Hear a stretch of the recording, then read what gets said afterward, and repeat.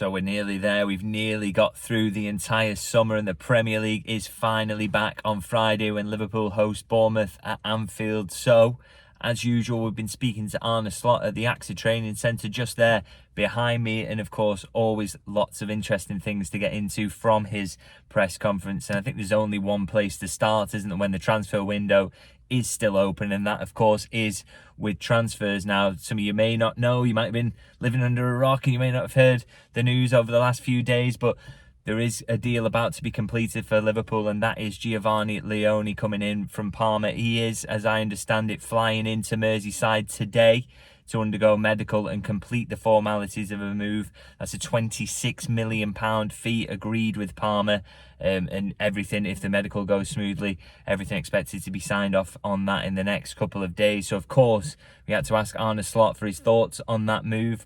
It's far enough along that surely he would give us something and say something on it. Well, not quite. He said, the moment he signs for us, I can go into more detail. So, obviously keeping his cards close to his chest, as he always does with transfers, even when a fee is agreed between the clubs. Although he did admit that detail was true, that a fee is there, but he doesn't really want to talk about the signing of Giovanni Leoni until he's holding up that Liverpool shirt and everything's been announced. Of course, he is not the only centre-half that Liverpool are chasing at the moment. They are in for Crystal Palace captain Marc Guehi. Those talks, as I understand it, are still ongoing. A bit of a gap in the valuation there. Crystal Palace holding out. Of course, he is their captain. He's got 1 year left on his deal, but they still want to get a decent fee in for him. That's ongoing at the moment. I have seen some reports that personal terms are agreed. As I understand it, that is not actually the case. Liverpool haven't quite got that far. They're aware clearly of what the player would want were he to move to Anfield, but to actually seal those personal terms, they're not quite there, which just shows you there's a little bit of work to do around the fee to really finalise the move in whether, it's still up in the air whether Liverpool will get that one over the line, whether Palace will hold out, whether Gay will sit tight for another year and wait till he's available on a free transfer. So an interesting one that, and certainly not done. And Arne Slot was asked about it, and he said, unfortunately, he was the captain of the team we lost against on Sunday, and said, if you want to talk about Marc Guehi, you have to talk to Oliver Glasner and Crystal Palace. But I do feel the way he phrased that kind of gives a little bit of something away. The fact he said, unfortunately, for starters, I think shows that, he's not scared of admitting that Liverpool are interested, that they want Guehi, that those talks are ongoing. But as I say, it's a bit of a kind of wait and see situation with Gay at the moment. I still think there's a possibility open that he does hang tight for another year there and maybe sees out his contract, albeit Crystal Palace absolutely don't want that to happen because they want to make sure they get a fee. They don't want to be losing such an important player on a free transfer. So all these competing elements, Gay may be happy to stay there because he knows he'll get regular minutes, maybe a little bit of worry how that would work for him at Liverpool, the fact that a fee can't quite be agreed, the fact that Palace still are quite desperate to move him on. It's all these competing elements. So one I think that is hard to call at the moment, but there's not long left of the transfer window, so I'm pretty sure we'll get a concrete answer on how that's going to work out pretty soon. Well, we have to, because ultimately there isn't much left in the transfer window. Now, in terms of the actual match itself, I want to talk a little bit about the team news, and you may have seen those pictures yesterday of Joe Gomez back in training. Now, that is a boost. Obviously, he had to leave the pre-season tour with a minor Achilles issue. I know a few cast doubt on whether it would end up being minor, but it certainly has been. And Arne Slot said, I have to make a decision about whether he's going to be available or not, because he's trained twice this week.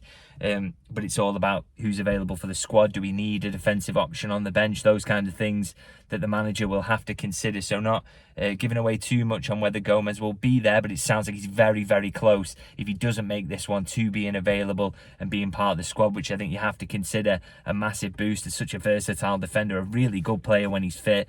It's just those fitness issues with him, but he's not a million miles away, and fingers crossed he can make the squad on Friday. Now, one player I don't maybe expect to make the squad on Friday is Connor Bradley. You didn't see him on those pictures from training yesterday, which is usually a good indication that he's not going to be involved. So that's a little bit of a shame. We didn't get an update from the manager in his press conference on how Connor is getting on. But we'll see with that one. But I think it's a shame that he's missing out, but hopefully not too long to wait. And another player who's definitely going to miss out is Ryan Gravenberg. He is suspended after picking up 2 yellow cards to be sent off in the final game of the season, which was against Crystal Palace, of course.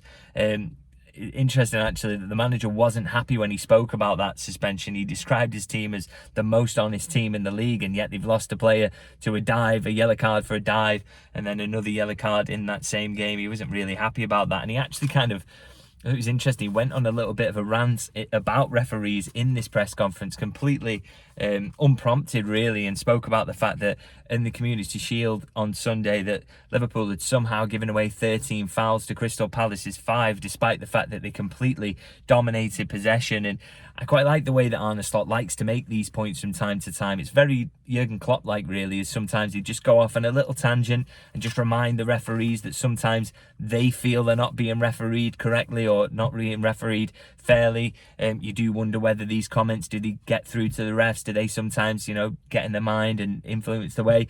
That's certainly the hope, I think, from Slot, is that he has some influence over the refs in that regard.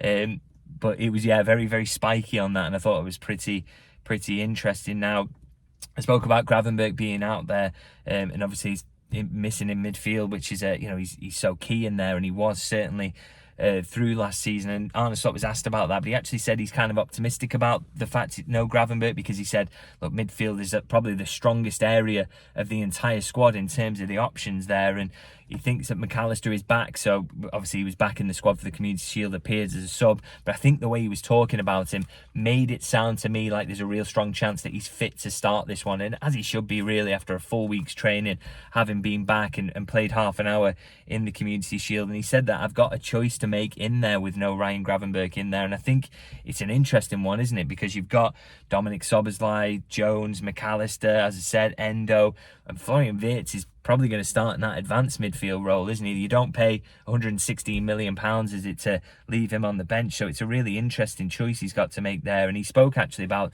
Dominic Szoboszlai and said he didn't have the best game in the Community Shield, but had a really good pre-season. So, is he nailed on alongside McAllister? Can Jones sneak his way into his get thrown a bit of a kind of curveball with Endo coming into there? I think it is a really interesting one. And he was also asked, actually, and it's been a talking point amongst fans, about the defensive concerns, not just from the Community Shield, but pre-season as a whole. And he tried to, didn't want to play them down too much, but he did acknowledge that it's not maybe as bad as people maybe think. He said, off the ball, I think we've been kind of an 8 out of 10.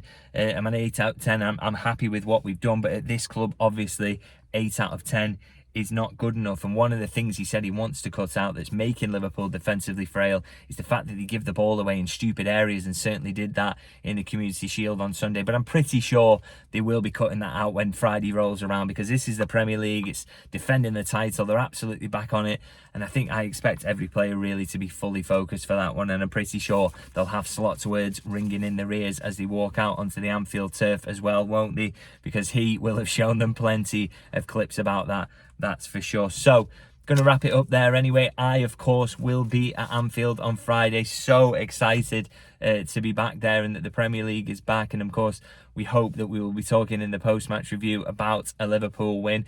Do let me know your thoughts on all the talking points, and please like and subscribe. I say this every time, but please, it does massively help. Likes help to get the videos out there so more people see them, and subscribe if you do enjoy this content. It's going in a really good direction at the moment, the channel, and I'm really thankful for that. But every time you watch one of these videos and you're not a subscriber, please do click that subscribe button. It really does help to grow the channel, and I appreciate everybody who's jumped on board recently, and in fact anybody who's jumped on board since the very start. So as I say, do leave your comments, and I'll see you from Anfield tomorrow.